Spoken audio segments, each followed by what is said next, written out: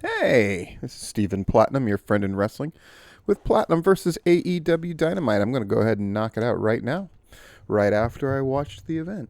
It was a workman-like show, and that sounds like an insult, but it's not. Dynamite a few weeks ago went through this thing where they did two very bad shows and a not very great pay-per-view. Um, this time around, and then they went through a thing where they kind of got it back, including the Dynamite that was punctuated by that phenomenal parking lot brawl. This week, it was kind of workmanlike. And that sounds like a bad thing, but it's not. AEW workmanlike is a little different than WWE workmanlike. Workmanlike in WWE tends to mean it's a show where most things make sense. With AEW, they're always interesting. And when they're workmanlike, that just means things make sense to the point where you don't get distracted by the things that don't. And there weren't a lot of things that did not make sense. So that's a good thing. We've got our open. We got, what do they promote right away? Cody is going to respond to Brody Lee's dog collar match challenge. FTR is going to defend against SCU in a 20-minute match. Again, it's very strange that they're having that as a thing. But I guess that's to keep your eye on the ball of that time limit, which isn't a bad thing necessarily. Ricky Starks is going to wrestle Darby Allin. We're going to our intro. We got Excalibur. We got JR. We got Taz. I don't know where Tony Schiavone is. Apparently, he's going to try to get an interview with FTR. And so we're off to the races. And we're starting with what? With Ricky Starks against Darby Allin. Holy shit. Boy, keeping up that tradition of the first match is always a barn burner. This one most certainly is. Ricky Starks has got a body bag with a design of Darby Allin on it. Imposing. We get a vignette featuring a friend of Darby Allin's, implying that they have trained Darby Allin by putting him in body bags and throwing him down ramps. What the hell? It is what it is. So the match commences. Brian Cage comes down at one point. Will Hobbs cuts him off, and they brawl to the back. Okay. Off and running. Things that make sense. Things that set up other things. I like that. Good match takes place. Very good. Ricky Starks, up to now, only has the one loss against Cody Rhodes, but he picks up a second loss here. Darby Allin hits a coffin drop to his lower back, which was injured earlier in the match, and gets the pin. No shenanigans afterwards. Very nice. Then we get what's going to happen on the rest of the card. Eddie Kingston is going to pick Moxley's opponent tonight. Britt Baker returns in a match, which does remind me and beg the question. What the hell happened to, Big Swole got the big win, and then since then, really nothing. Again, we're going through this thing where Hikaru Shida disappears for a week or two at a time. I don't know, man. They really have not figured out the women's division thing. Hopefully Britt Baker can have a good match back. We shall see. FTR against SCU, as said before. Orange Cassidy is going to be in a match. And then we're going to have Jericho against Isaiah Cassidy of Private Party. Cody Rhodes comes out. Very exciting stuff. And we go to commercial and we come back. The long and short of it, Cody cuts a good promo. Seems like he's not accepting the match, and then absolutely accepts the match. Brody comes out. Big, huge brawl happens. Big, huge brawl. Highlights of the brawl, they get separated more than once. Brandy Rhodes goes to the top rope, hits a dive, kind of a senton type of dive onto a bunch of the Dark Order. That's nuts. Anna Jay and Brandy go at it. Then they have to be separated, as well as Cody and Brody Lee. Nyla beats on Kylan King. I'm hoping that's setting up something. I'm hoping it's setting up, man, if Kylan King got signed, I would be very happy. Big fan of hers. Big fan. Tony is there interviewing FTR with Tully. And then Matt Jackson comes and super kicks Tony. What the fuck? Boy, they're keeping it going. I'll give them that. And they've got my attention. SCU about to go to the ring, but right there is Sean Spears, who just says hello and wishes them luck. Setting up all these possibilities, all these things that might happen, keeping all these things in the back of your mind, because Sean Spears and FTR, they're both Tully Blanchard guys, right? And we'll see. Our third match is that title match between Frankie Kazarian and Scorpio Sky, representing SCU, with Christopher Daniels at ringside against FTR, with Tully Blanchard at their ringside. Adam Page is going to be commenting. Along with, this is a thing that AEW is doing frequently. They're doing it on Dark, and now they're doing it on Dynamite, where they have different people helping them commentate to kind of put stuff over. It's clever. It's good. Match is a great one. We get a split screen with the commercial. The finish, you got to love that finish. Goes for the suplex. Scorpio Sky goes to suplex cash in. Tully grabs his foot, holds the foot down. Very old school.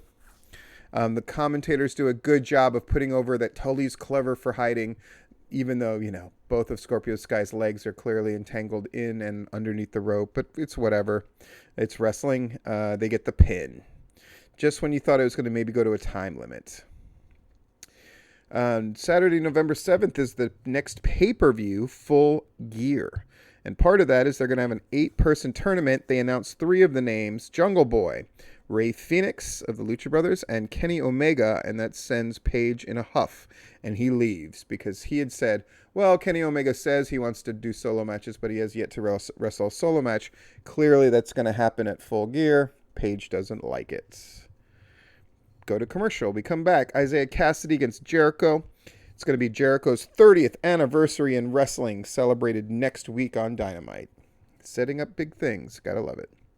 In the middle of this rather crazy match, until Isaiah Cassidy ran out of steam near the end, it was very, very good. Luther attacking Jericho at one point was really interesting and kind of goes to his crazy nature. We go to split screen. Nothing of note really happens during that split screen. Isaiah Cassidy, of course, gets a series of big stuff on Jericho, including hitting him with his own things, code breakers, and the like. Unable to get the pin, falls victim to the Judas effect. Then Jericho and Hager go brawl with the Chaos Project. So that's going to be a thing, I'm sure, next week. Kip and Miro. Oh. In a thing that advances nothing. I mean, they're going to have this bachelor party, but they're doing axe throwing stuff and playing video games, and Miro's on the phone, and then Billy Mitchell shows up. Billy Mitchell, who I actually interviewed once upon a time. He's the guy has a Donkey Kong record and Pac-Man and all this kind of stuff, and it is what it is. But, man.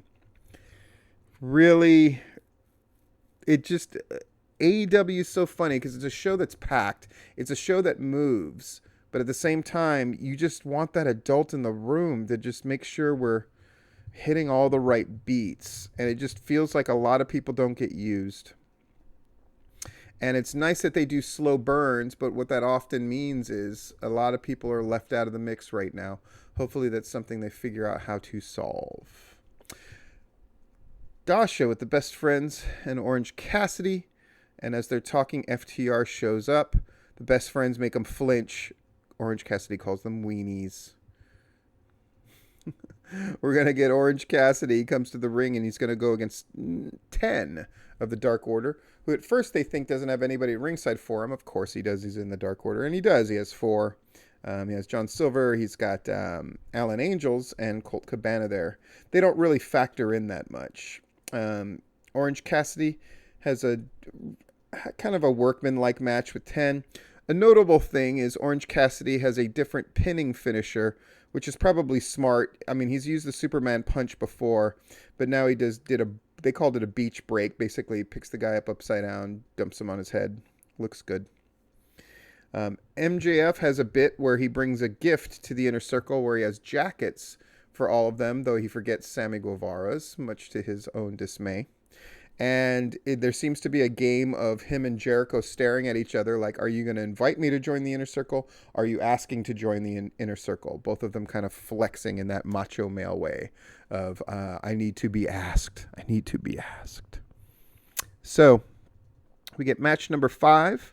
So we got 6 matches in 2 hours, by the way, including some matches of a reasonable length. Just very well done in that way. Very workmanlike and good and efficient. And these are not the sexiest words, but they're necessary words, especially for AEW.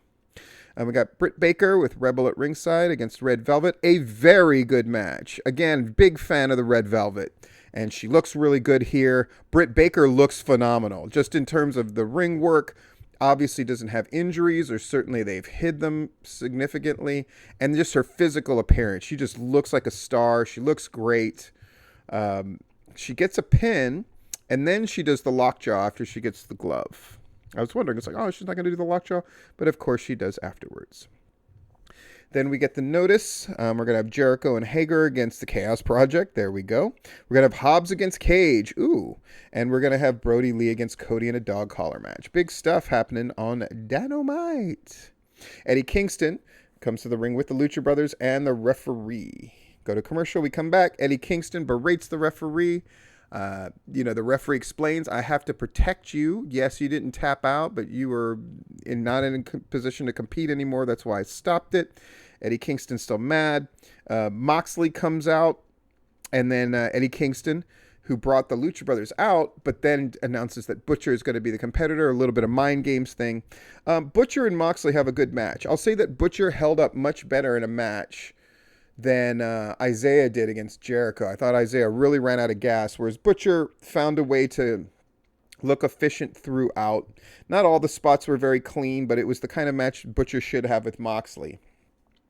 And they had a good story of Moxley's leg being worked on, which gave Butcher something to focus on, continued and went to the single leg crab. The stuff that they did during the split screen with the commercial actually made sense. It was all Butcher working on Moxley's leg the whole time. But Moxley eventually gets him down with a DDT, hits him with the Bulldog choke. It really felt like Moxley was having to fight from behind against Butcher for the whole match. But that Bulldog choke does look brutal. And he gets the win. And that's the end of the show. No shenanigans. They did have a couple like pull-apart brawl kind of things, but the second one didn't really take away from the big Cody Brandy one, but it sort of did. AEW still falls into this trap where they do the same thing more than once in some way. But certainly the Jericho and Hager brawl wasn't as, with the Chaos Project, wasn't as big a deal as the Cody one, but they're still falling into this trap of doing multiple things, multiple of the same things during a week. That's my big note. Other than that, a very workmanlike, solid show. Though I'm looking forward to them getting others in the mix. And now we've got a pay-per-view to build for. We got a little more than a month until we get there. And we have a good Dynamite show for next week. Anyway, this has been Platinum versus Dynamite. And I'm Stephen Platinum, your friend in wrestling.